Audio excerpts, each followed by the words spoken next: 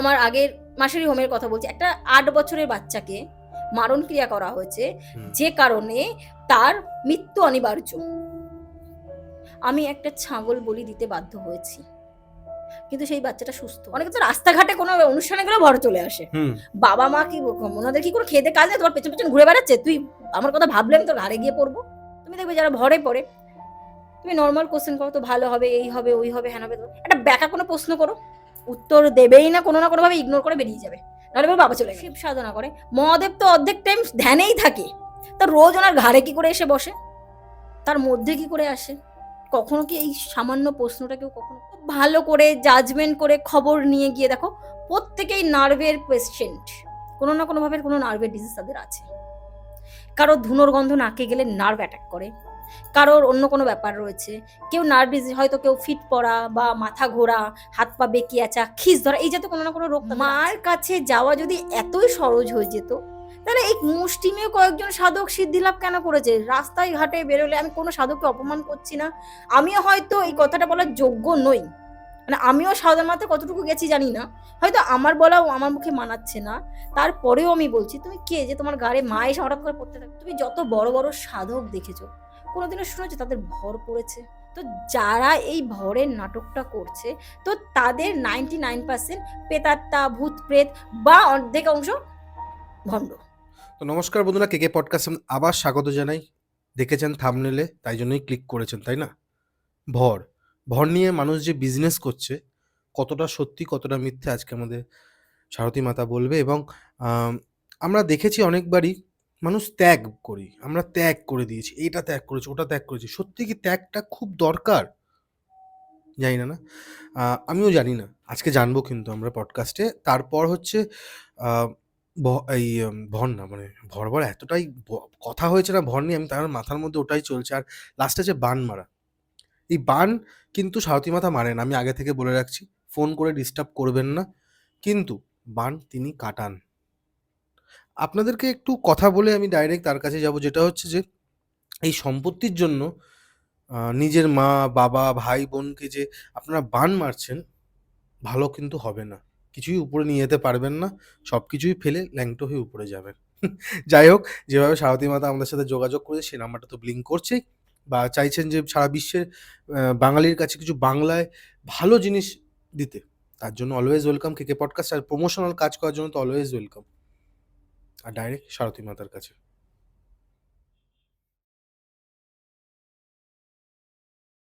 কেমন আছেন ম্যাম? ভালো আছি, তুমি কেমন আছো? এই চলছে ম্যাম। আজকে যে টপিকটা হচ্ছে, যে দর্শকরা এসছে, যেটা হচ্ছে ভর। এই যে আমরা চারিদিকে দেখি মায়ের ভর উঠেছে, বা অনেকের মধ্যে এই ভর নিয়ে একটা, অনেকে বলে পাগল কেউ হয়ে গেছে, সাইকোলজিক্যাল একটা ডিসঅর্ডার, আর কেউ কেউ বলে সত্যি মা এসছে তার ভেতরে। ঠিক আছে, এটা কতটা সত্যি কতটা মিথ্যা আপনি আজকে আমাদেরকে বলবেন। তার থেকেও বড় কথা হচ্ছে যে এই ভরটাকে নিয়ে লোকে এখন বিজনেসও করছে, সেটাও আমি একটা জানতে চাইবো আপনার কাছে। দেখো, তুমি এমন একটা টপিকের উপরে আজকে প্রশ্ন করেছো আমাকে।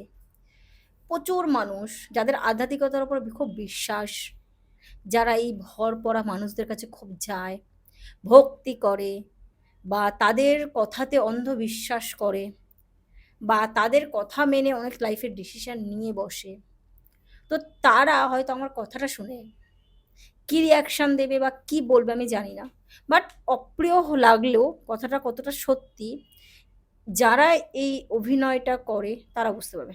দেখো, আমার এত বছরের যে সাধনা, দেখো আমি খুব অল্প বয়স থেকেই সাধনার সঙ্গে যুক্ত, আমার কোনোদিনও ভর আসেনি, আমি কখনো ভরে পড়িনি, বা আমি অনেক সময় ভেবেছি যে মা তো সবার কাছে যায় বা ভরে পড়ে, আমি কেন পড়ছি না। আমি অনেক সময় ঠাকুর ঘরে বসে এটা বলেওছি যে আমার গায়ে কেন আসে না, এটা বলেছি, রাগ করো না। আবার আমি এটাও দেখেছি, দেখো তুমি যত বড় বড় সাধক দেখেছো, কোনোদিনও শুনেছো তাদের ভর পড়েছে? না। কোনো একজন, আমি যারা বলছি বামদেব বাবা ভরে পড়েছেন, স্বয়ং রামকৃষ্ণ বংশদেব পড়েছেন, স্বামী বিবেকানন্দ পড়েছেন, লোকনাথ বাবা, লোকনাথ বাবা ভরে পড়েছেন।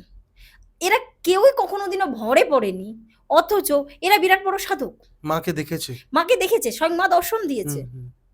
কিন্তু আজও আমি এখনো পর্যন্ত এই প্রশ্নের উত্তর আমি নিজে খুঁজে বেড়াচ্ছি যে এদের গায়ে কি করে মা চলে আসে। মায়ের যে ঊর্জা, মায়ের যে পাওয়ার এত কম যে হুট করে তোমার বডিতে চলে আসবে। আর মায়ের কি মানে মা বলুন বা যে যার সাধনা করছে তাদের কি খেয়ে দেয়ে কাজ নেই, সারাদিন তোমার দিকে তাকিয়ে বসে রয়েছে, তুমি কখন পুজো দিতে বসবে আমি তোমার ঘাড়ে গিয়ে বসবো? মা যদি আসে সামনে এসে বলবে ভাই এটা এটা কর, তোমার ঘাড়ের দরকার কি বা তোমার বডির দরকার কি? কোন দরকার আছে কি? আছে না।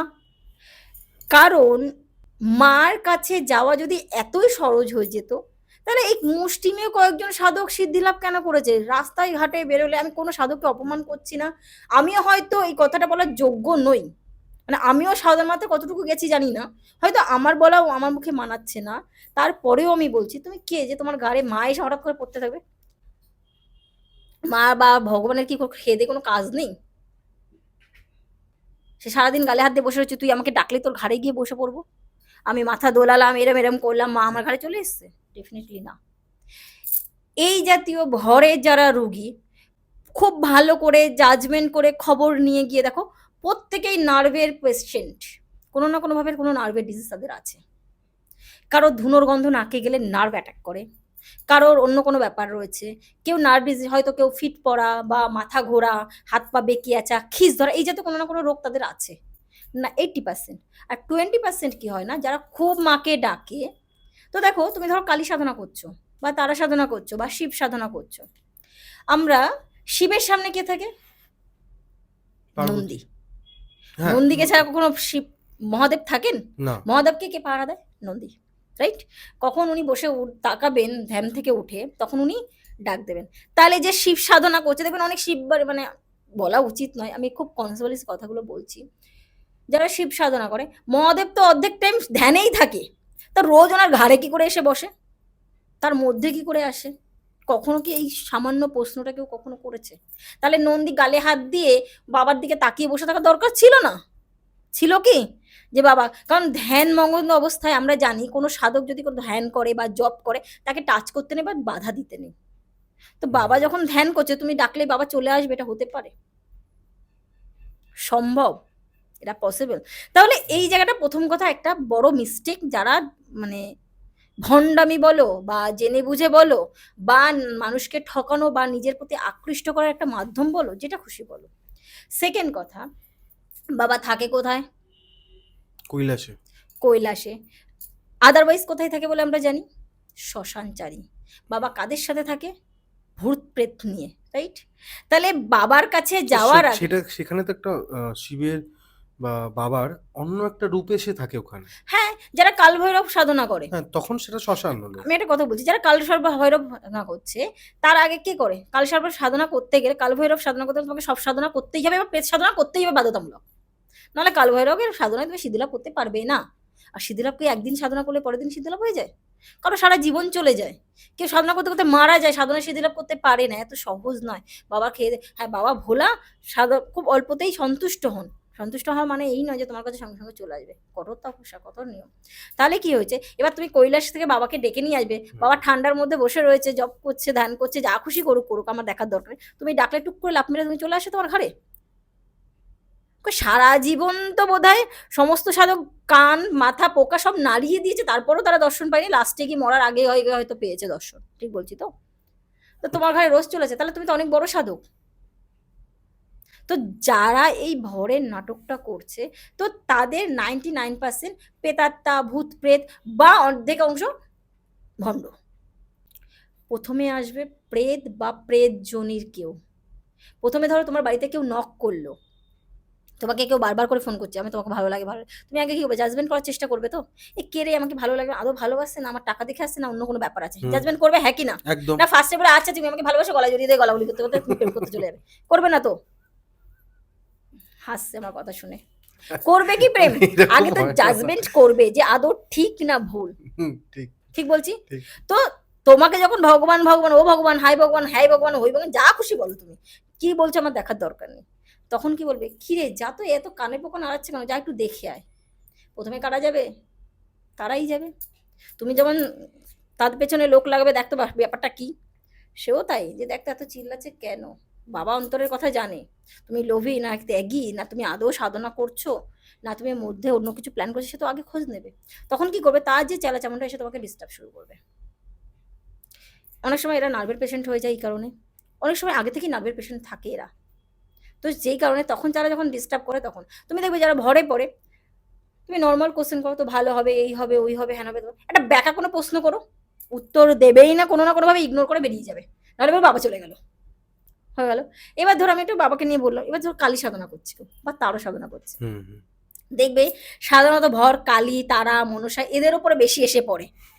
হুম, ভুল বলছি না, না না কৃষ্ণের ভর কমই পড়ে। হুম তো ভর তো সারাদিন তো গোপাল নিয়ে অনেকে নাচানাচি করছে, ওই তাদের ঘরে তো গোপাল এসে পড়ে না। কালীর ঘাড়েই আর মনসার বেশি ভর আসে, তারার ভর কম আসে, আসে অনেক লোক। কারণ তারা সাধারণত খুব উগ্র হয়, এইসব দিয়ে নাটক করতে গিয়ে মানুষের মনে ভয় আছে যদি বাই চান্স বিপদে পড়ে যায়।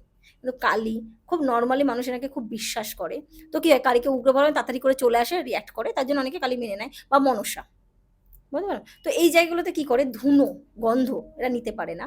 বা যখন কালী সাধনা করছো বা কিছু করছো তখন কি হয়, প্রথমে আসে তার 64 যে যোগিনী হয় তারা, তারা এসে প্রথমে দেখবে কি বিষয়। এবার 64 মানে কি একসাথে আসবে না, প্রথমে এক একজন করে আসতে শুরু করবে, এসে তোমাকে ঘিরতে শুরু করবে, তবেই না তোমার সাধনা হবে। তারপরে মা তোমার কথা ভাববে, তারপরে মা তোমার কাছে আসবে। তাহলে রোজ তোমার ঘরে কি করে ভর চলে আসে? একটা মানুষ যার ভর আসে দেখবে শনি মঙ্গলবার বা একটা নির্দিষ্ট টাইমে আসলেই তার ভর চলে আসে। কি করে আসে? অনেকে তো রাস্তাঘাটে কোনো অনুষ্ঠানে গেলেও ভর চলে আসে। হুম বাবা মা কি ওনাদের কি করে খেতে কাজ নেই, তোমার পেছন পেছন ঘুরে বেড়াচ্ছে, তুই আমার কথা ভাবলে আমি তোর ঘাড়ে গিয়ে পড়বো? এত সহজ। আমার ক্যালকুলেশনে ভর বলে কিচ্ছু হয় না, না মানে না। হয় এরা নার্ভের পেশেন্ট, বা কোনো নেগেটিভ বা কোনো এনার্জি হয়তো কোনোভাবে ওদেরকে একটু হালকা দোলা দিয়ে যায়। ভাব হয়, ভাব মানে তুমি অতিরিক্ত যখন মাকে ডাকছো বা বাবাকে ডাকছো বা কোনো দেবতা বা দেবীকে ডাকছো, তোমার একটা ঘোর হয় বা তুমি তার প্রতি এতটাই আচ্ছন্ন হয়ে যাও, তুমি আদার যে পারিপার্শ্বিক পরিবেশটাকে ইগনোর করে ফেলো। হুম মানে তখন আর সেই পরিবেশটা তোমার মাইন্ডে থাকে না, তখন তুমি তার সঙ্গে যে মাইন্ডে মিশছো সেই, মানে ওটা তোমার অন্তরে থাকার কথা, ওটার বহির প্রকাশ হয়ে যায়। সেটাকে বলা হয় ভাব। যে মা আমার এটা হলো, মা তুই খা, বা মা তুমি এটা করছো এর জন্য এই হচ্ছে, এই যে অন্তরে যে ব্যথাটা অনেক সময় মায়ের সাথে করতে করতে এতটাই ঘরে চলে যায়, তখন অন্তরঙ্গতার জন্য সেই ভাবটা ভেতরে আর থাকে না, বাইরে চলে আসে। এটা ভাব। এই ভাবটা সবার মধ্যে এসেছে, স্বয়ং রামকৃষ্ণ পরমহংসদের মধ্যেও এসেছে, আমাদের বামদেব বাবার মধ্যে এসেও, লোকনাথ বাবার মধ্যেও এসেছে। তখন তারা একটা ঘোরের মধ্যে চলে যায়, ক্লিয়ারলি বলো। তখন সেটাকে বলা হয় ভাব, নট ভর। এই ভর শব্দটা কিছু মানুষ ওই ভাবের যে ব্যাপারটাকে প্রফেশনাল করে নিয়েছে, নিয়ে ওটাকে বলে দিয়েছে ভর। যদি কোনো ভরের ব্যক্তি বলে যে তোর বিপদ কালকে, কিভাবে বলে, অনেক সময় সেটা ঘটেও, তখন বলে যে না ও তো বলে দিয়েছিল। কি হয় না, যখন তুমি অতিরিক্ত ঘোরের মধ্যে রয়েছে না, তোমার মনটা একদম পরিষ্কার নিট অ্যান্ড ক্লিন হয়ে যায়, মানে তখন তোমার মধ্যে কোনো নেগেটিভ চিন্তা ভাবনা আসছে না, পারিপার্শ্বিক কুটবুদ্ধি আসছে না, তখন ভেতরটা, তখন অন্তরটা পরিষ্কার হয়ে যায়। কথা বলা হয় না যে বাচ্চাদের মধ্যে দেবতা বিরাজমান করে, হুম তখন তার মনটাও না বাচ্চাদের মতো হয়ে যায়, শিশু সুলভ।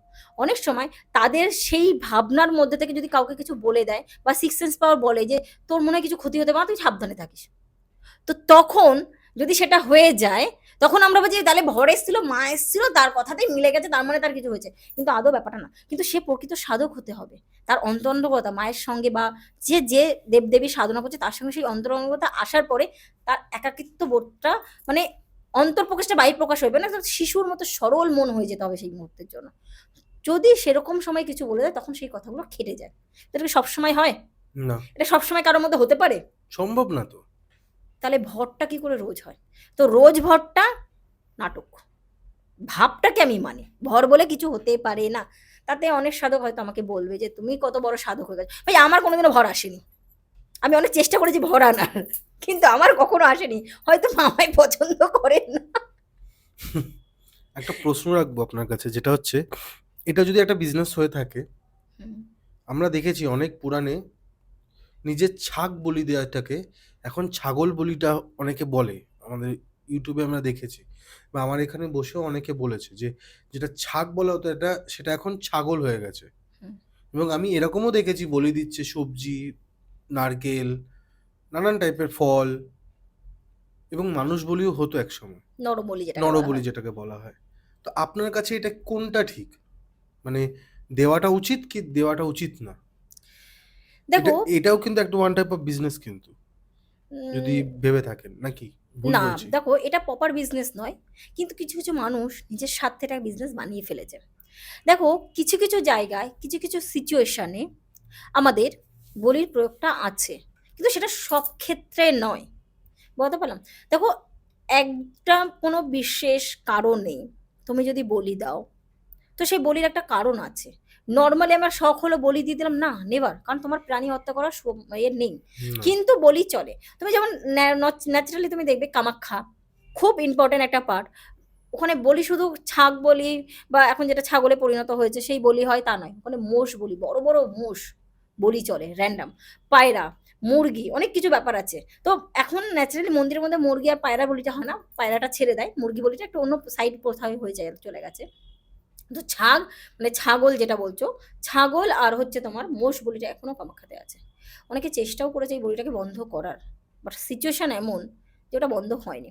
এবং একটা কথিত আছে, আমি আমি যেহেতু নিজের চোখে দেখিনি, আমি এটা বলতে পারবো না যে আদৌ কতটা ঠিক কতটা ভুল।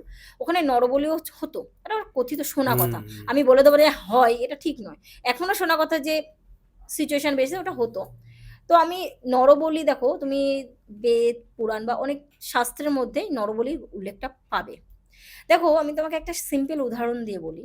ধরো তোমার কোনো বড় রোগ হয়েছে, তোমার দুটো কিডনি নষ্ট হয়ে গেছে, হয়ে গেছে, তো তুমি চলতে পারবে, না। বাঁচতে পারবে? ডেফিনেটলি না। তো তখন তোমাকে কি করতে হবে? কিডনিটা ট্রান্সফার করাতে হবে। তো বা তোমার ডায়ালিসিস আছে। ডায়ালিসিসে, তোমার তো ডায়ালিসিসে একটা পিরিয়ডের পর আর চলবে না। না, না। হ্যাঁ, ঠিক। তখন তোমাকে ট্রান্সফার, তার সিচুয়েশন যাওয়ার আগে তোমাকে ট্রান্সফার করাতে একদম। হবে। এবার কিডনি ট্রান্সফার তো সবার পক্ষে সম্ভব নয়। না। কিন্তু যখন তুমি কিডনি ট্রান্সফার করছো, একজন মানুষেরই কিডনি তোমাকে নিতে হচ্ছে, হুম। ছাগলের কিডনিতে হবে কি? না। তাহলে তুমি যখন একটা অন্যের মানুষের কিডনিটা নিয়ে নিচ্ছ, তাহলে তার কোনো ক্ষতি হচ্ছে না। তো কিছু কিছু রোগের রেমেডি হয় না, সেটা অন্য জায়গা থেকেই নিতে হয়। ধরো হার্ট, এমন কন্ডিশন, হার্ট ট্রান্সফার এখন অত্যাধুনিক পদ্ধতিতে কিন্তু হচ্ছে।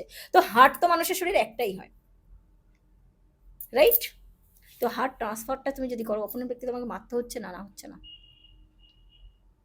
হচ্ছে তো। হুম। তাহলে হার্ট কি তুমি পাচ্ছ? মানে অপরের, মানে অপরের কাছে যদি নিই, হ্যাঁ, মারতে নিশ্চয়ই। হচ্ছে না? হ্যাঁ। তাহলে কিছু কিছু এমন ঘটনাও ঘটে ঠিক এই হার্ট ট্রান্সফারের মতো। তো সেখানে একজনকে ছাড়া আর একজনকে বাঁচানো যাবে না, বা সেটা ঠিক হওয়া পসিবল নয়। কিন্তু কোনো জায়গাটা মনে হচ্ছে না ঠিক না। তাহলে তো এখনকার সায়েন্সকেও ডক্টরি হিসেবে থেমে যেতে হবে। কেন? তাহলে একটা মানুষকে বাঁচাতে গেলে তো, ধরো যে একজন মৃতপ্রায় ব্যক্তি হুম। মরতে বসেছে, হুম। হুম, তার হার্টটাকে নিয়ে নেওয়া হলো, হুম। তার জন্য কি খারাপ না ভালো? তার জন্য তো খারাপই। কেন? সে তো মরেই যাচ্ছে। ধরো একজন ৮০ বছরের বৃদ্ধা বয়স্ক, তার হুম। হার্টের কন্ডিশন খুব ভালো, বাট সে মৃত্যুসজ্জায়, সে ১ ঘন্টা ১.৫ ঘন্টার মধ্যে মারা যাবে, কিন্তু হার্ট তারপরে ৬ ঘন্টা বেঁচে থাকে। যদি তার হার্টটাকে ঠিক রেখে একজনকে ট্রান্সফার করে দেওয়া হয়, তাহলে সে বাঁচবে না মরবে? কিন্তু হিন্দু পুরাণ মতে না, বাঁচবে তো, রাইট? বাঁচবে, বাঁচবে, তাহলে কিন্তু এটা যে তো মৃত উচিত না। ব্যক্তি, তার সে তো চলেই গেল, হুম। কিন্তু একটা ২৮ বছর বা ৩০ বছর কোনো যদি একটা ছেলে হয়, প্রবয়সী মানুষ হয়, হুম। তাকে তো বাঁচিয়ে দিয়ে গেল, তাহলে সে তো আরো ৩০ বছরের জন্য আয়ুটা পেলো না, পেলো না? পেলো। পেলো। তাহলে তুমি এই কাজটা করার জন্য পজিটিভ করলে, নেগেটিভ করলে? হয়তো একদিক থেকে নেগেটিভ, অন্য দিক থেকে বিরাট বড় পজিটিভ। বলতে পারলাম? হুম। তো এটাও তুমি যখন একটা ছাগ বা কোনো একটা প্রাণীকে হত্যা করা হচ্ছে, কারকে উৎসর্গ করছো? ডাইরেক্ট মাকে উৎসর্গ। এটা সব ক্ষেত্রে কিন্তু নয়, খুব এমার্জেন্সি, খুব ক্রিটিক্যাল সিচুয়েশন যেখানে আর কোনো অপশন নেই। কারণ কিছু কিছু ক্রিয়া, কিছু কিছু তন্ত্রের মধ্যে এই পাঠটা এখনো পর্যন্ত উল্লেখ আছে। আমার হিসাবে আমি একদম অপছন্দ করি প্রাণী হত্যা বা এই বলিটাকে। আমি হুম। সত্যি বাস্তবভাবে একজনকে বাঁচাতে, কিন্তু কিছু কিছু ক্ষেত্রে বাধ্য হই। ধরো আমি তোমাকে আমার আগের মাসেরই হোমের কথা বলছি। একটা ৮ বছরের বাচ্চাকে মারণ ক্রিয়া করা হয়েছে, হুম। যে কারণে তার মৃত্যু অনিবার্য। আমি একটা ছাগল বলি দিতে বাধ্য হয়েছি, কিন্তু সেই বাচ্চাটা সুস্থ হয়েছে। কারণ মৃত্যুটা হবেই, হয় এদিক দিয়ে নয় ওদিক দিয়ে। কিন্তু ছাগলটা যে একে বলি দেওয়া হলো বা এই যে বলির প্রথাটা চললো, তুমি কি জানো তার হয়তো খুব স্বাভাবিকভাবে তোমার মনে হচ্ছে খুব খারাপ, কিন্তু ওই ছাগটা মরে গিয়ে একে যখন বাঁচিয়ে গেল, কিন্তু ওর যদি আরেকটা জনি পেতে বা মানব জনি পেতে ৫টা জন্ম দরকার হতো, সেটা উদ্ধার হয়ে গেল। পুরাণে এটাও বলা আছে। কারণ তুমি মাকে, ও মায়ের জন্য উৎসর্গ হলো, হুম। ডাইরেক্ট ও মানে ও কি হলো, মায়ের ভোগ, মায়ের প্রয়োজন, কি বলেছে বলতে পারো, ও তখন সেখানে চলে গেল। তাহলে ওর একদিকে ওর এই যাবে, কারণ এই জীবনটা তোর খুব প্যাথেটিকই জীবন, ঘাস খাচ্ছে, ঘুরে বেড়াচ্ছে, যে যেমন পাচ্ছে, জীবনটা কি খুব সুখের? নয়তো। তো সেখান থেকেও মুক্তি পেল, কিন্তু তার সঙ্গে একটা বাচ্চাকে বাঁচিয়ে দিয়ে গেল। মনে হচ্ছে না একটু ব্যালেন্স করছেন ব্যাপারটা? না, ব্যালেন্স করছি না। মানে এই জিনিসটা বলে দিলে যে ও মারা গেল বলে ওর ৫টা জনই পর না হয়, পরের না, এটা জন্মতে ব্যালেন্সের জন্য না, এটা পুরাণে তুমি যদি শাস্ত্র পড়ো, আমি আজকে বলবো না পুরো ব্যাপারটা, আমি তুমি যেহেতু কোশ্চেনটা তুললে, আমি তোমাকে একদিন পুরো লিস্ট দিয়ে দেবো, সব জায়গায় উল্লেখ করা আছে। কিন্তু আমি ঘোর বিরোধী এই বলি দেওয়াটার, কারণ একজনকে বাঁচাতে গিয়ে আরেকজনকে হত্যা করা, এটা আমার হুম। কর্তব্যের মধ্যে পড়ে না। কারণ আপনি কিছুক্ষণ আগেও বা অফ বললাম দ্য যে আমি ক্যামেরা একটা যাকে কথা জন্ম বলেছেন। দিইনি তাকে আমি মারবো কেন, হ্যাঁ, এই ওয়ার্ডটা হ্যাঁ, আমি বলেছি। একদমই। আমি এটা কি বলেছি, এটা সবার জন্য খুব প্যাথেটিক কন্ডিশন। হার্টের প্রবলেম কি সবার হয়? না, না। খুব রেয়ার, Rare। এবং খুব বাজে কন্ডিশন গেলে এটা চলে। তাহলে খুব রেয়ার কেসে র্যান্ডাম বলি দেওয়াটা ঠিক নয়। আবার তুমি ধরো, তুমি দেখবে যে কোনো খাসির দোকান বা মুরগির দোকানে যাবে, র্যান্ডাম কাটছে, হুম, ওই তখন তো মানুষের বিবেকটা জাগে না। তো ও যখন মৃত্যুটা বরণ করলো, অন্যের খাদক হয়ে হলো, কারো উপকারে লাগলো কি? হুম, কি উপকার লাগলো? বডি পুষ্টি বাড়ানোর জন্য। একদমই। আর কোনো কাজে লাগলো কি? তা তোমার তখন খাওয়ার সময় মনে হয় না? কিন্তু বাঁচার স্বার্থে করতে হয়। তাহলে কিছু কিছু স্বার্থে করতে হয়। স্বয়ং মা যখন যুদ্ধে নেমেছিলেন মা দুর্গা অসুর বধের জন্য, হুম, তখন কিন্তু পারছিলেন না। পারছিলেন কি? তখন সুরাপান করে কালী রূপ ধারণ করতে হয়েছিল। কিন্তু সুরাপান করা তো ঠিক নয়, ওটাও তো নেগেটিভ। তো কিছু কিছু কথা, যদি সেই সুরাটা উনি সেই দিন পান না করতেন, তাহলে কি মহিষাসুর বধ হতো? না। তাহলে বৃহৎ স্বার্থের জন্য ক্ষুদ্র ত্যাগ করতে হয়। এটা যখন এই ধরনের কোনো পাঠ আছে, তার পেছনে যদি কোনো বৃহৎ, মানে একটা ত্যাগের জন্য যদি 50 জনের ভালো হয় বা 500 জনের ভালো হয়, তো ক্ষুদ্র ত্যাগটা ত্যাগ নয়, ওটা হুম। করণীয়। কিন্তু আমার স্বার্থে করলাম, ননেবার। এই যে ত্যাগের কথা আপনি বললেন, একটা সাধিকা আপনি একজন। আপনি লাইফে কিন্তু ত্যাগ কি করেছেন একটু জানতে পারি?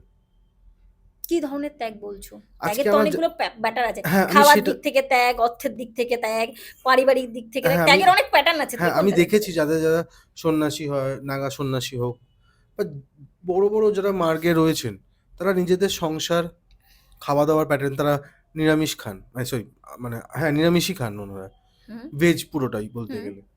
তার থেকে বড় কথা হচ্ছে তারা যখনই ভাবনা চিন্তা করে, পুরো সারা বিশ্বের জন্য ভাবনা চিন্তা করে। কারণ তারা বলেছে আমি জীবন থেকে আমার এই মোহমায়া থেকে তারা আমি ত্যাগ করে ফেলেছি। দেখো, তুমি যে প্রশ্নটা করলে, ত্যাগ বা নিরামিষ খাওয়া, আমি একটু এর বিরোধী। যদি বলো নিরামিষ খেতে হবে, যেমন নিরামিষ খাদ্যের মধ্যে তুমি কি কি ফেলছো? পুরোটাই ভেজ। পনির, দুধ, শাকসবজি, মানে যেখানে রেড জাতীয় জিনিসের মিটটা নেই মিটটা সেখানে। নেই, মানে মাছ ডিম, হ্যাঁ, বা এদিকে তো রেড মিট যেগুলো আছে। হ্যাঁ, মিট নেই। তো এর কারণ হচ্ছে তোমরা প্রাণী হত্যা করবে না, হুম, প্রাণী হত্যা করে খাবে না, হুম, হুম, এটাই তো তার সারাংশ। একদমই। আর কোনো সারাংশ কি আছে তোমার বক্তব্যে? না। না তো। তাহলে আমি উত্তরটা এবার দিই। দেখো, তুমি যখন প্রাণী হত্যা করবে না বা একটা প্রাণকে মারবে না বলে, রেড মিট খাবে না বলে, বা তুমি মাংস খাবে না বলছো, বা মাছ খাবো না অ্যাজ এ বক্তব্যে মাছ, তো দেখো কিছু কিছু, আমি বৈষ্ণব বলো বা আমি সম্প্রদায় নিয়ে বলছি না, কিছু কিছু জায়গায় আমি দেখি আদাকে নিরামিষ ধরা হয়, রাইট? হুম, ধরা হয়। পেঁয়াজকে আমিষ ধরা হয়। হুম, তো আমাকে একটা সিম্পল প্রশ্নের উত্তর দাও, যে পেঁয়াজ কি করে নিরামিষ হয়ে যায়? বলি। বলো। পেঁয়াজ, আদা, রসুন এই তিনটেকেই হুম নন ভেজের দিকে ধরা হয়। হ্যাঁ, কিন্তু কেন? কারণ রামচন্দ্র, হুম আমি শুনেছি, জানি না, হ্যাঁ, কমেন্ট বলো, এটা আমি তারপর বলবে। উত্তরটা দিচ্ছি তো। রামচন্দ্র নাকি বলছিল, বা ওই সময়কার যারা ঋষিরা তারা বলছিলেন যে এই তিনটে জিনিস খেলে শরীরের মধ্যে গরমটা বাড়ে। সেটা তো পেঁয়াজ রসুনে, আদা কি দোষ করলো? আদাতেও বাড়ে। আদাতে তো খায় না ওরা, আদা তো খায়। আদা মানে আমি বলছি এই জিনিসটা, তিনটে জিনিস আমাদের শরীরের মধ্যে একটা গরমটা বাড়ায়। তো হুম। এই জন্য আমাদের মনে হয় খাওয়াটা কিন্তু উচিত না। আমি এমন অনেক জায়গা দেখাবো যেখানে হুম, নিরামিষ হিসাবে পেঁয়াজ গণ্য, হ্যাঁ, আছে আছে। নেই এই এমন কিন্তু আমরা নয়। অনেকে জানি গুজরাটিরা কিন্তু বেশিরভাগ নিরামিষ মানে ভেজ, হুম, কিন্তু তারা কিন্তু পেঁয়াজ পেঁয়াজ খায়, খাচ্ছে, খায় তারা। রসুন খাচ্ছে না, না। আদা খাচ্ছে। তুমি কি জানো, আমরা আদাকে মাংসের সমতুল্য ধরি? হ্যাঁ। মাংসের মধ্যে যা যা গুণ আছে প্রোটিনের, যদি রিসার্চ করে দেখা হয় হুম, বৈজ্ঞানিক মতে, হুম, তার 80% প্লাস আদার মধ্যে সেই গুণ সেম টু সেম। তাহলে যারা নিরামিষের মধ্যে আদার প্রয়োগ করছে, কি হলো তাহলে? এইবার চলে আসো পনির। পনিরে কি কি আছে? যা হুম, যা গুণ আছে, রেড মিটের গুণটা কিন্তু পনির দিয়ে কন্ট্রোল করা হচ্ছে। এবার ধরো পনিরটা কোথা থেকে আছে? দুধ থেকে। তুমি একটা বাচ্চা গরু যখন হয়, গরুর যে বাচ্চাটা হয় তার মুখের খাবারটা কেড়ে নিচ্ছ, কারণ দুধটা খেতে দিচ্ছ না তো, তাহলে তো তুমি দুধ পাবে না। হুম কেড়ে নিয়ে খাচ্ছ, সেই বাচ্চাটা না খেয়ে অভুক্ত হয়ে মানে তার মায়ের দিকে তাকিয়ে রয়েছে, তুমি তো খেয়ে নিচ্ছ, হুম তো সেই দুধ খেতে পাচ্ছ, তখন কিছু হচ্ছে না। তা ওটা কি গরুর বডি থেকে আসেনি? মানে গোমাতা, আমি গরু বলে অন্যায় করেছি, ক্ষমা চাইছি, গোমাতা। আমরা গরুকে সাধারণত গোমাতা বলেই সম্বোধন করি। তো তুমি তোমার সন্তান না খেয়ে আছে, তোমার খাবারটা সন্তানের খাবারটা খেয়ে যদি আমি নিই, তাহলে কোনটা প্যাথেটিক? আমার ওই মানে একটা মুরগি কেটে ফেলা মানে মরে গেল, বাচ্চা দা হয়ে গেল, আমার সেখানেও পুষ্টির জন্যই খাচ্ছি, আর একটা বাচ্চাকে অভুক্ত রেখে আমি খাচ্ছি, কোনটা ভালো? আমি যুক্তি দিই। হুম একটা গরু যদি গির গরু ধরা হয়, হুম গরু মাতা বা গৌ মাতা যেটা হুম বলছে, গির গরু যেটা ধরা হয়, হুম তারা দিনে 12 লিটার দুধ দেয়। হুম একটা বাছুর একদিনে কত লিটার দুধ খায়? 2 থেকে 3 লিটার, তাহলে ম্যাক্সিমাম বাদ পাঁচ বাকিটা কি লিটার হবে? ওয়েস্টেজ হবে, সেখানে তুমি বলছো। হ্যাঁ, সেটা যদি বেশি সেটাতে প্রতিদিন যদি এবার এটা বাড়তে যখন থাকে। একজন ব্যবসা করছে বা গোয়ালিয়া, তোমার বাড়িতে গরু আছে? নেই। 50 জনের বাড়িতে গরু আছে? না, হুম, গরু মুষ্টিমেয় বাড়িতে পোষা হয়। তাহলে গরুর এত যে রোজ বাড়িতে সবার বাড়িতে যদি দুধের যোগান দিতে হয়, তাহলে দুধটা আসবে কোথা থেকে? তাহলে আমাকে গরু বাড়াতে হবে। হিন্দু মতে, শাস্ত্র মতে তো আগে প্রত্যেকের বাড়িতে একটা করে গরু থাকা উচিত ছিল। একদম। আজ কি আছে? না, নেই। আমি খাবো 50 জন মিলে, অথচ একজনের বাড়িতে গরু নেই, হুম, তাহলে গোমাতার দুধটা কোথায় যাচ্ছে? তো বাধ্যতামূলক আমি মুখের খাবার কিনে নিতে বাধ্য আমি। এটা হচ্ছে। এইবার চলে আসে যেখানে কনসার্ভেটিভ হচ্ছিল, যে মাছ মাংস খেলে প্রাণী হত্যা করা হচ্ছে। আচ্ছা, তুমি নিশ্চয়ই লাউ শাক খাও, হুম, ঠিক আছে? স্বয়ং মানে আমি এটা বলছি, রামকৃষ্ণ পরমহংসদেব এই যুক্তিটা দিয়েছিল, আমি তার উক্তি কপি করছি না, বাট বলছি, যখন তুমি লাউ শাক কাটবে, দেখবে থেকে একটা গায়ে থেকে কষ বের হয়, হুম, হয়তো। তো তুমি তাকে কি করছো? ওই যে জ্বলন্ত গাছের আগাটা কেটে দিচ্ছ, তাহলে এই গাছটাকে তুমি কাটছো না? বিজ্ঞান বলেছে গাছও চিৎকার করে, গাছও ব্যথা পায়, গাছও কাঁদে, হুম। কারণ ওর ভলিউম সাউন্ডটা এত লো যেটা আমার কানে আসছে না। তাহলে ওকে আমি ব্যথা দিচ্ছি না, তখন ওকে হত্যা করা হচ্ছে না। তোমার হাতটা হঠাৎ করে কেটে দিলাম, তোমার কেমন লাগবে? একটা পেঁপে খাচ্ছ তুমি, পেঁপে গাছে যখন পাতাটা কাটছো, দেখবে দেখো পেঁপের বোটাটা কাটার পর একটা সাদা কষ বের হয়, হুম, কোথা থেকে আসছে? ওটা কি অটোমেটিকলি হচ্ছে? তাহলে ওর বডি সার্কুলেশনের থেকে হচ্ছে, যেমন আমাদের হাত কেটে গেলে রক্ত বেরোয়, ওটাও ধরে না ওর অ্যাজ এ রক্ত। তাহলে তুমি কি অন্যায় করলে না? হ্যাঁ কি না অ্যান্সার দিতে হবে একদম আমাকে। একদম ঠিক। করলে তুমি ধরো পছন্দ মতো একটা কি করলে না, খুব ভালো খাবার, কি হয়েছে না, একটা ভুট্টা খাবো, গাছটা তো গোড়া থেকে কেটে দিচ্ছ। হুম, বাদ দাও, ধান খাওয়ার সময় তো পুরো ধানের গাছের গোড়া তো ঘজঘজ করে কেটে দিচ্ছ, হুম। কতগুলো প্রাণ হত্যা করলে তুমি। তখন তোমার মনে হলো না, তোমার বিবেক বললো না আমি প্রাণ হত্যা করছি, জীব হত্যা করছি? গাছেরও যে প্রাণ আছে, হুম। আচার্য জগদীশ চন্দ্র বসু কিন্তু এটা বলে গেছে। কবে বলেছে? হ্যাঁ, কবে বলেছে? আজ থেকে প্রায় কত বছর 200 তুমি বছর বলো? ধরলাম। তাহলে আজ 200 বছর 200 বেশি বছর, বলছি, 100 বছর ধরলাম। আমি তাহলে ধরলাম তার 50 আগে, বছর আগেই বলেছে। না, তার আগের যে সময়টা খেয়েছে তারা তার মানে ভুল করেছে। ভুল করেছে। আমি জিজ্ঞেস করছি সেটাই। মানে যে সময় কৃষ্ণ, রামচন্দ্র বা আমাদের যে রাজারা ছিলেন, যারা সেটা নিরামিষ তো ছিলেন, প্রমাণ তারা ভুল সাপেক্ষ করছে। হয়েছে, তারপরে তুমি এই যুক্তিটা আমি দিচ্ছি, আমি এটা সেটাই তুমি এই জানি। কোশ্চেনটা করছো তো। হুম, তাহলে আমাকে একটা সিম্পল প্রশ্নের উত্তর দাও। আজকে তুমি কোষ বিভাজন শিখেছো, হুম, সায়েন্সের কথাতে যাই, কোষে একদম। কি কি আছে? কোষে কি হিসাবে জানতে চাইছো? একটা কোষের মধ্যে কি কি আছে? একটা ডিমকে আমরা কোষ বলে জানি তো, হুম, হুম, রাইট? তার মধ্যে কি একটা সাদা অংশ আছে, তার মধ্যে নিউক্লিয়াস আছে, যেটা আমি যেটা বলবো যে সাদা হলুদ অংশটা আছে, একটা কোষের বিভাজনের মধ্যে এগুলো আছে। হুম, হুম। আজ থেকে হাজার হাজার বছর আগে বেদে সেম ক্যালকুলেশন কোষ বিভাজনের মতো দিল কি করে? তখন কি ছিল? কে আবিষ্কার করেছিল এই ওয়ার্ডটা? শূন্যের প্রয়োগ কত বছর আগে চালু হয়েছে? সেটা আমি বলতে পারবো না, কিন্তু আর্যভট্ট স্টার্ট করেছে। তা আর্যভট্ট কবেকার সময়কার? সায়েন্স অনেক আগে থেকে তৈরি হয়ে রয়েছে, এখন সায়েন্সের কিছু কিছু অধ্যায় শুধু ব্যাখ্যা চলছে, রাগ করো না, মুখের পরেই বলছি। একদম। এবার বাদ দাও এই কথা, সূর্য কত বছর আগে তৈরি হয়েছে? মানে সূর্যকে কি হিসাবে আবিষ্কার করছে? গ্রহ হিসাবে বলো, নক্ষত্র হিসাবে বলো, অ্যাজ এ প্ল্যানেটের একটা পজিশন 4 হিসাবে বিলিয়ন, বলো। 4 বিলিয়ন ইয়ার্স আগে। তাহলে আমি আজকে বেদে সূর্যের নাম পাচ্ছি, হুম, শাস্ত্র মতো আমরা সূর্যদেবকে পুজো করছি, তা হুম। সূর্যই তো বলছি। হুম, হুম, আবার যদি অ্যাস্ট্রোলজিক্যাল মতে দেখো, হুম। সূর্যকে কিন্তু প্ল্যানেট হিসাবেই আমরা দেখছি। কি করে নাম জানলো সূর্যই? ওটা ওটা ধূমকেতু হলো না কেন? উত্তর আছে। চন্দ্র মানে চাঁদ তো আমি জানি রে বাবা, হুম, তো চাঁদ তো আর একদিনে তৈরি হয়নি। তো ওখানে গ্রহ প্ল্যানেটে চাঁদ কোথা থেকে আবিষ্কার করলো? তখন কি ছিল তোমার সায়েন্সে? টেলিস্কোপ ছিল, কোনো কিছু ছিল? আমি এর আগেও বোধহয় এই কথাটা তোমাকে বলেছিলাম। কোথায় ছিল? তাহলে জগদীশ চন্দ্র বসু কেন আমি এই কথাটা বললাম, যে এখন বর্তমান সায়েন্স বলছে, তার মানে আগেও কিন্তু মানুষ এগুলো জানতো। কারণ আগেরকার যারা সাধক ছিল তারা গৃহস্থ ছিল, নাগা সন্ন্যাস 99% ছিল না। আমরা যে কাশ্যপ মুনি বলি বা যেসব সপ্তা আমাদের ঋষিমুনি আছে, তারা কি প্রত্যেকে গৃহত্যাগী ছিলেন? তাহলে তারা গৃহস্থ থেকে এত বড় সন্ন্যাসী কি করে হলেন? মুনি ঋষি কি করে তৈরি হয়ে গেলেন? তার জন্য তো তাদের জঙ্গলে যেতে হয়নি, তাদেরকে শ্মশানে গিয়ে বসে থাকতে হয়নি, তাদের তো ঘরের বাইরে চলে যেতে হয়নি। পরিবার, সংসার, সন্তান সব তারা দেখেছেন। যা আছে বিশ্বব্রহ্মাণ্ডে তা আছে তোমারও দেহখণ্ডে। তা আমার বিশ্বব্রহ্মাণ্ডে যা আছে আমার বডিতেও আছে। তাহলে খোঁজার জন্য আমাকে বিশ্বব্রহ্মাণ্ডে ছুটতে হবে না, আমার বডি থেকে খোঁজো না, তাতেই পেয়ে যাবে। তার জন্য তোমাকে ঘরের মধ্যে বসেও তুমি খুঁজে পেতে পারো, তুমি যে কোনো প্রান্তে গেলেও খুঁজে পেতে পারো। ত্যাগের দরকার হয় না।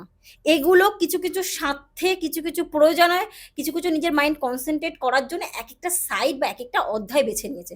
যেমন দেখো, পরিবার চালাতে গেলে যেমন তোমাকে টয়লেট রাখতে হবে, টয়লেট নোংরা জায়গা তবুও রাখতে হচ্ছে, আবার ঠাকুর ঘরেও রাখতে হচ্ছে। কেন রাখতে হচ্ছে? কারণ পজিটিভ এনার্জি আমার দরকার, কারণ নেগেটিভ নলে বাড়াবাড়ি করবে। আবার তোমার শয়ন কক্ষও দরকার, আবার তোমার রিল্যাক্সেবল স্বামী স্ত্রীর সময় কাটানোর জায়গাও দরকার, রাইট? সব এক জায়গায় করতে পারবে?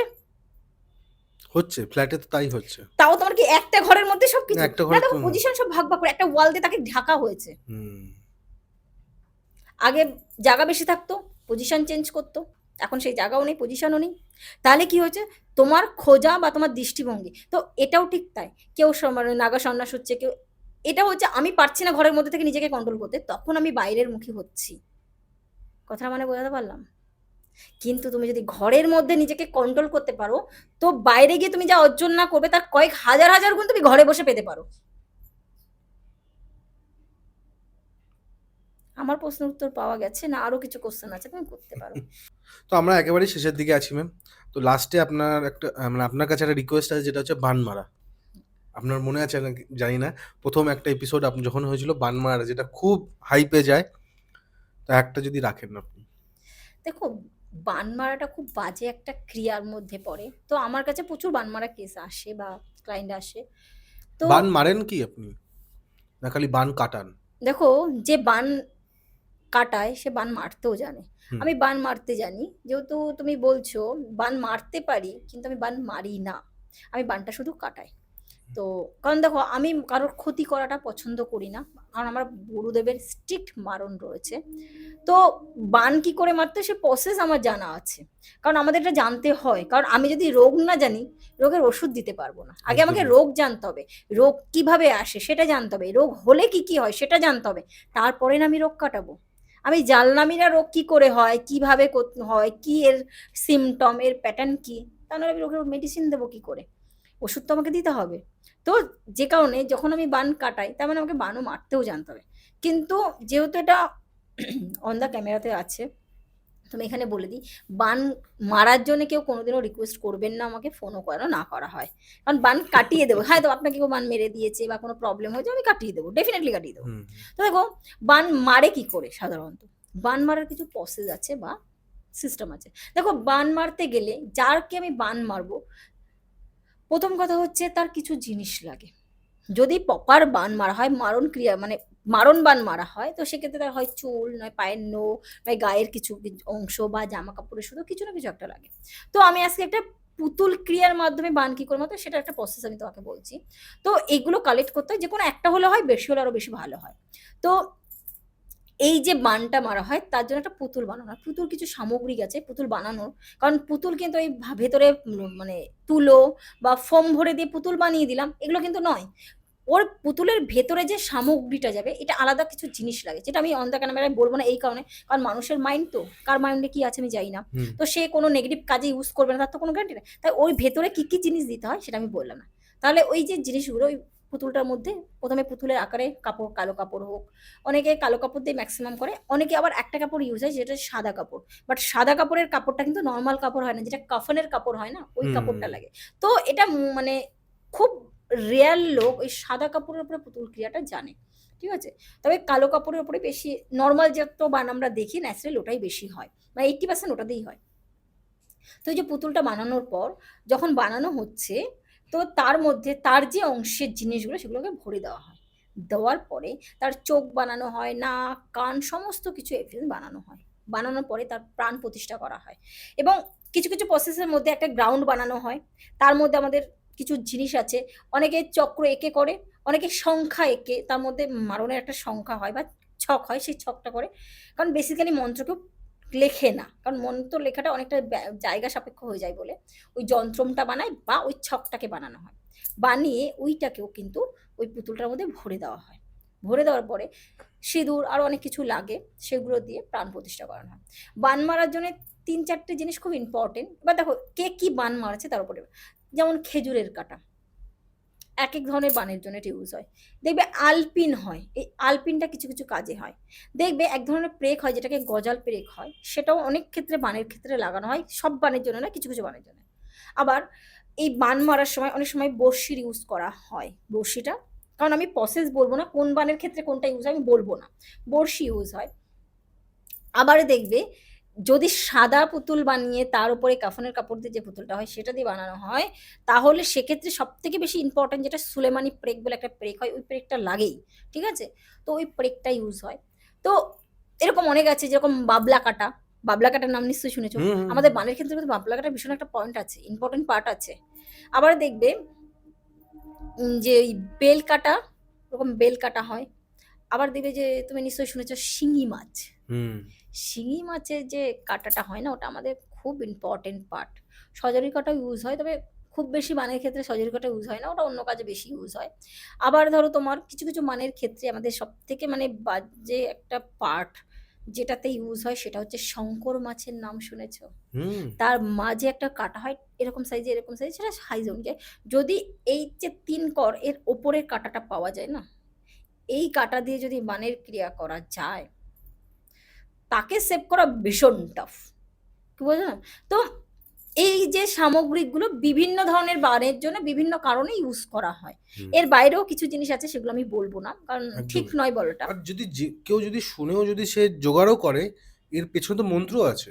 আমি তো সেটা বলছি না, ওই জন্য তো ছক আর যন্ত্রকে সেটা আমি চলে গেলাম বলে যে রাখছি, যদি কেউ এরকম ভাবে যে আমি হবে শুনলাম, না, শোনার তাতে পর তার হিতে বিপরীত হয়ে হিতে যেতে পারে। বিপরীত হবে তো। কারণ একটা পরিষ্কার কথা বলছি, কোনো সাধক হুম ধরো কারোর উপরে বান মারছে বা বানন ক্রিয়া করছে, যদি যখন সেই জিনিসটাকে চালান করা হচ্ছে বা ছাড়ছে, তাকে গিয়ে হেট না করতে পারে, যে করাচ্ছে তাকে গিয়ে হিট করবে। ধরো তুমি বান মারাচ্ছ আমাকে দিয়ে, আমি একজন তান্ত্রিক, তাহলে আমি ধরো তোমাকে মারলাম, তুমি আমার কাছে এসছো, ধরো কাউকে তোমাকে মারতে বলেছো, আমি বান মারবো, কিন্তু সে কোনোভাবে প্রোটেক্টেড হলো বা কোনো কারণে তার গায়ে লাগলো না, রিটার্ন আসবে কিন্তু তোমার গায়ে, যেহেতু তুমি ট্রাইটা করেছো। তোমাকেও যদি অ্যাটাক করতে না পারে, ডাইরেক্ট যেহেতু সাধক আমি, আমাকেও অ্যাটাক করবে, করবেই। এটা 100% সত্যি কথা। যদি কোনো তান্ত্রিক এটা বলে যে না, তোমাকে আমি একটা কোনো এপিসোডে বলবো তান্ত্রিক তার ভুল পদ্ধতি অ্যাপ্লাই করার জন্য মৃত্যু পর্যন্ত হয়ে গেছে, এরকম ঘটনা আমি তোমাকে বলবো। তো তান্ত্রিকের আছে, মৃত্যু হয়ে হ্যাঁ গেছে। হয়ে গেছে।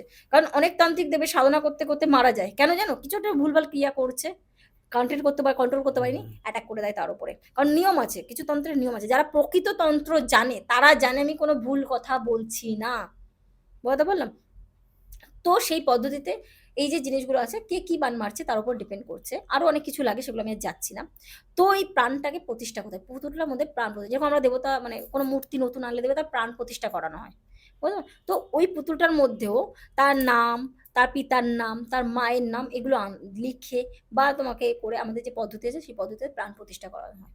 এবার প্রাণ প্রতিষ্ঠা করবো, তুমি যেই অংশে বানটা মারতে চাইছো, বান তো একবারে সারা বডিতে লাগবে না, কারণ তুমি যখন ধনুকের থেকে তীর বের করবে, ও কোনো একটা তুমি লক্ষ্য করে তুমি তীরটা ছুড়বে, সেরকম ভাবে কেউ হাড়ে মারে, কেউ হাতে পায়ে মারে, কেউ মাথায় মারে। মাথায় মারলে কি হয়েছে, বুদ্ধিভ্রষ্ট হয়ে যায় বা স্ট্রোক টাইপসের করে যায়, অনেক রকম ব্যাপার আছে। হাতে পায়ে মারলে জোর পাবে না, শুকিয়ে যাবে। শুকনো বানের আলাদা প্রসেস, হার্টে মারলে হার্ট অ্যাটাক হয়ে যাবে বা হার্টে ব্লকেজ আসবে, শ্বাসকষ্ট হবে। এবার আস্তে আস্তে আস্তে আস্তে তারপরে এফেক্ট শুরু হবে। এবার বুঝবে কি করে আমাকে বান মেরেছে কিনা বা কাউকে বান মারা হয়েছে কিনা। হঠাৎ করে তার বুকে পেন হচ্ছে, ডাক্তার দেখাচ্ছে, কোনো ট্রিটমেন্টে কোনো কিছু ধরা পড়ছে না, বা মাথায় কোনো কিছু প্রবলেম হচ্ছে, বোঝা যাচ্ছে না, খাওয়া কমে যাচ্ছে, শুকিয়ে যাচ্ছে, ভিটামিন প্রোটিন কোনো কিছুতে কোনো কাজ হচ্ছে না, কিছু গন্ডগোল আছে, চোখের তলায় ডার্ক সার্কেল পড়তে শুরু করবে, এইসব চোয়ালগুলো ভেঙে ঢুকে যেতে শুরু করবে, একদম রোগা পাটকাতি হতে থাকবে। এটা শুকনো বান হলে। অনেক সময় পোড়া বান মারলে গায়ে পোড়া পোড়া ফোসকা, হুম যেরকম হুম দেখবে হুম অ্যাসিড হুম। মারলে যেরকম হয় না, ওরকম পুড়ে উঠবে। অনেকের আবার আমি এরকমও ওই দেখেছি। একটা কেস আপনি হ্যাঁ বলেছিলেন, হ্যাঁ, আমি ফড়িং বললাম বলে না কি নাম, না মেয়েটির নাম ফড়িং না, আমি হ্যাঁ মানে ভালোবেসে ফড়িং হ্যাঁ বলতাম। বলা হচ্ছে, কারণ এখানে হ্যাঁ, তো কারণ নাম ও নেওয়া তিনটে যাবে না। কিন্তু ওরও তো এরকম একটা ওকে কেস শুকনোবার বানানো হয়েছিল, শুক্রবার মানা পুরো ছিল। কাঠ হয়ে গেছিল মেয়েটা। হুম। প্রমাণের ঘটনাও তোমাকে আমি বলেছি একটা, হ্যাঁ হ্যাঁ ঠিক হ্যাঁ। আছে?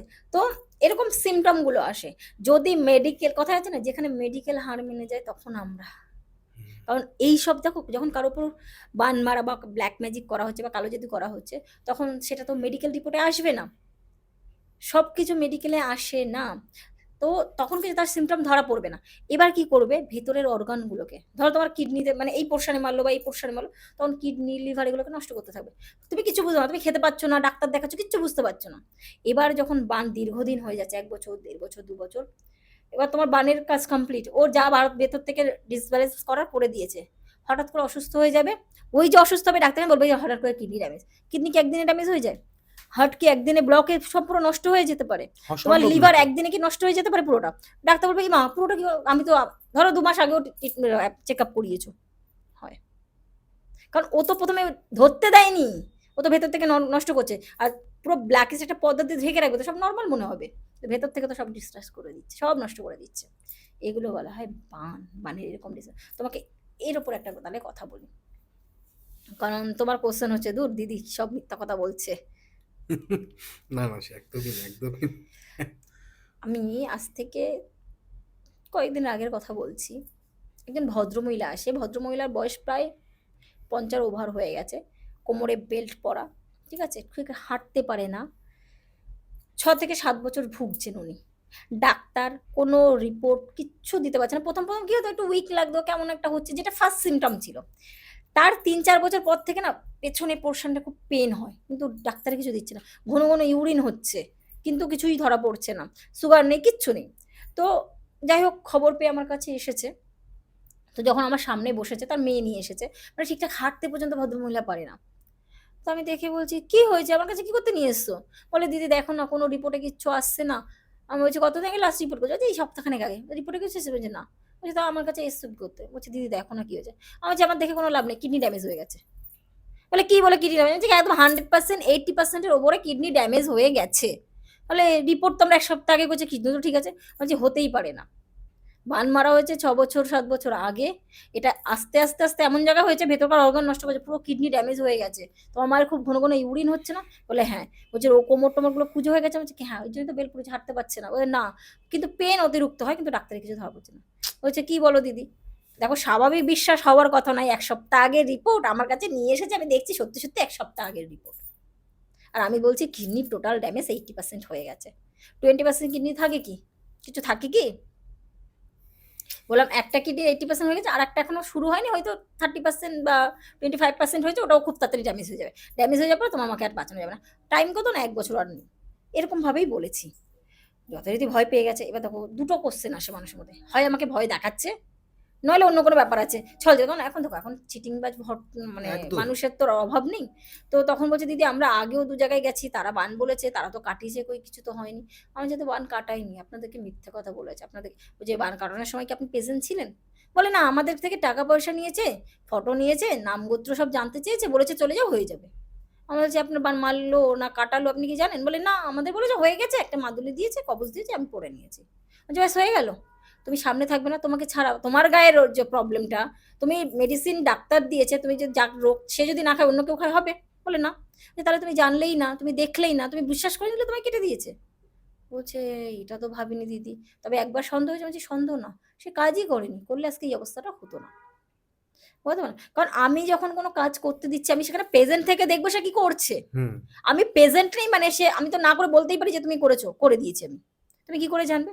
তাই আমি প্রত্যেককে বলি সামনে প্রেজেন্ট থেকে দেখবে বানটা আদৌ কাটিয়েছে কিনা, বা তোমার যাই প্রবলেম থাক সেটা কি আদৌ করছে কিনা। এবার তোমার ভাগ্য হবে কি হবে না, কিন্তু তুমি তো জানছো যে না হয়েছে, কাজটা তো সে করেছে, অন্তত এইটুকু তো স্যাটিসফাই তুমি থাকবে রে বাবা। সে দেখলোই না, অথচ তার থেকে টাকা নিয়েছে, এবং টাকাটা ছোটখাটো অ্যামাউন্ট না, বড় অ্যামাউন্ট নিয়েছে, বেশ ভালো অ্যামাউন্টই নিয়েছে, অথচ কাজই করেনি। তো বলো দিদি কি করবে? তো বললাম আমাকে যেতে হবে, কাটাবো। তো যথারীতি ওরা তারাপীঠে যেতে রাজি হয়। কিন্তু আমি যখন বানটা কাটালাম, তার ঘন্টা দেড়েক দুয়ের পরের থেকে না পেন বাড়তে শুরু করে দিয়েছে, মানে যে পেনটা আগে কম হতো সেই পেনটা বাড়ছে, অথচ আমার কাটানো হয়ে গেছে। এবার আবার একটু ভয় পেয়ে গেছে, দিদি কাজ তো করালাম, পেন তো বেড়ে গেছে। আমি যে কিচ্ছু হয়নি, যেটা ঢাকা ছিল সেটা বাইরে চলে এসেছি, ইমিডিয়েট তোমরা চেক আপ করো, কিডনি ড্যামেজ আসবে। কি বলো দিদি? বলছি কি হ্যাঁ আমি তো তোমাকে আগেই বলেছি কিডনি ড্যামেজ, আমি কাটাবো, চেক আপ করাবে, রিপোর্টে ধরা পড়বে। ওরা পরের দিনই চলে এসছে, এসে সোজা ডাক্তারখানায় নিয়ে চলে গেছে। ডাক্তার লিখে দিয়েছে রিপোর্ট, কারণ পেন বেড়ে, সত্যি পেন বেড়ে গেছে। ভদ্রমহিলা না কাঁদছে ফোনে, বাবু আমার প্রচন্ড পেন হচ্ছে, এত পেন কোনোদিনও হয়নি। আর স্বাভাবিক আমি বলে তো দিয়েছি, আমার মনের মধ্যে ওটা না ভয় লাগছে, বাবা আমি কি করবো, আবার কোনো ভুল টুল হলো নাকি। কিন্তু আমি আমার প্রসেস তো ঠিক করেছি, আমি জানি কিডনি ড্যামেজ আছে, পেন বাড়ার কথা। কিন্তু উনি যেভাবে কাঁদছে, আমার সত্যিই একটু ঘাবড়ে গেছি। কারণ দেখো, যার 80% ড্যামেজ হয়ে গেছে তার পেন হওয়াটা খুব স্বাভাবিক। আমি বলে দিয়েছি, তবুও তাদেরও একটু মাইন্ডে কাজ করছে যে কি ব্যাপার হলো, কি এমন কাজ করলো যে বেড়ে গেছে। আমরা তোমার নিশ্চিন্তে ডাক্তার দেখাও। 3 দিন পরে রিপোর্ট এসছে 76% কিডনি ড্যামেজ। 80% হয়নি, আমার ক্যালকুলেশনটা একটু ভরে গেছে, 4% লো ছিল ড্যামেজ। এইবার রিপোর্ট নিয়ে এসে বলছে দিদি তুমি কি করে বুঝলে? বলছি এটাই তো আমার কাজ। বলছে ওরা এতদিন যে এতগুলো রিপোর্ট করলাম তাহলে মানেটা কি? বলছি তখন তো বানটাকে কাটানো হয়নি, তোমার তো লেয়ারটা জানি। আর একটা কিডনি করেছে কত 35 না 36 যটা বলেছিল, আমার মনে নেই সেটা, ওটা ড্যামেজ। যে তুমি কি করে বুঝলে যে একটা শুরু হয়ে গেছে আর একটা ড্যামেজ 80%-এর কাছে চলে গেছে? আলাম কি আর করবে, সোজা ভ্যালুর নিয়ে চলে যাও। ওরা ভ্যালুর নিয়ে চলে গেল, ট্রিটমেন্ট করিয়ে এই মাস দেড়েক আগে ফেরত এসছে। ওটা ওই জায়গাটাতেই দাঁড়িয়েছে, একটু রিকভারি হয়েছে। দেখো কিডনি ড্যামেজ হলে তো খুব একটা হয় না, কিন্তু যেটা কম ছিল ওটাকে প্রোটেক্ট করে দিয়েছে। ডাক্তার বলেছে এটা ঠিক মানে ব্যালেন্স করে রাখা যাবে, কিন্তু এটা যদি আরেকটু বেশি হয়ে যেত তাহলে ডায়ালিসিস স্টার্ট করতে হতো, কিন্তু তখন আর কিছু করা যেত না। তো সেফ, ডায়ালিসিস অব্দি আর যেতে হবে না, এখন ট্রিটমেন্টটা স্টার্ট হয়ে গেছে। তো এটা আমার খুব ভালো মানে আমি নিজে স্যাটিসফাইড যে এই কন্ডিশন থেকে মানুষটাকে বাঁচাতে পেরেছি। মানে এটা কে করেছে সেটাও তো জানেন? হ্যাঁ ডেফিনেটলি, তারই সন্তান তুল্য কেউ করেছে। হ্যাঁ, উনি মরে গেলে ওনার সম্পত্তিটা পাবে। সম্পত্তি মানে মানুষের আমি যত কেসই বলি, আমি ঘুরে ফিরে দেখেছি সম্পত্তিটা খুব মানে ক্যাজুয়ালি মানুষের সঙ্গে কানেক্টেড হয়ে যাচ্ছে। মানে মানুষের মধ্যে লোভ, লালসা, টাকা পয়সার প্রতি চাহিদা এত বেড়ে যাচ্ছে না, অন্যের প্রতি নিতে পারছে না। ধরো তোমার সন্তান ভালো কিছু করছে না, নিতে পারবো না, আমার সন্তান কেন, সবটাই আমার হবে কেন, অন্যের হবে না কেন? এই ভাবনাটা মানুষের মধ্যে চলে এসেছে, সবটাই আমার, আমার ছাড়া আর কিছু নেই। কিচ্ছু ভাবছে না মানুষ। কিন্তু আমাকে যেদিন তুমি বাদ দিতে পারবে, পৃথিবীর রসদ পাবে, এটা মানুষ বোঝে না। এই আমার জন্যই এত খুন খামারি, এত তন্ত্র, এত কিছু, আর এত প্রবলেম মানুষের মধ্যে। সে নিজেও ভালো থাকছে না, অন্যকে ভালো থাকছে, কারণ ওটা আমার হলো না কেন, সেও কিন্তু ভুগছে। কারণ তার তখন মাথা ঠিক থাকছে না যে ও এত কিছু করে ফেলো, আমার কেন হলো না। সে নিজেও রাতে ঘুমাচ্ছে না, এবার যেহেতু তাকে দেখে তাকেও এবার তার লাইফটাকেও নষ্ট হলো, নিজের লাইফও নিজে নিজে নষ্ট করছে, অন্যের লাইফও নষ্ট করছে। এটাই মানুষ বোঝে না। আমি যখন অন্যকে ক্ষতি করছি তাহলে আমাকে সারাদিন তো তাকে নিয়ে ভাবতে হচ্ছে রে বাবা। সেটাই, আমাকে দিয়ে আমি তখন ভাবছি কোথায়, বলতে সেটা না করে আমাকে নিজেকে নিয়ে ভাবনা রে বাবা, তাহলে আমাদের কাছে তো মানুষকে আসতে হয় না। থ্যাংক ইউ ম্যাম, আমাদেরকে এত সুন্দর করে মানে বোঝানোর জন্য ত্যাগ কি, তারপর যে ভর কতটা সত্যি কিনা, লাস্টে আপনার বান মারা। তো আপনাদেরকে বলবো, যদি বান কাটাতে চান বা যে কোনো বিষয়ের জন্য তো নাম্বার দেওয়াই আছে, আপনারা কন্ট্যাক্ট করবেন। আমি আপনাদের হোস্ট কৌশিক সেন, আজকে আমাদের গেস্ট আবারও সারথী মাতা, আর ক্যামেরার পেছনে অ্যাজ ইউজুয়াল কিংসুক সেন। নমস্কার। নমস্কার।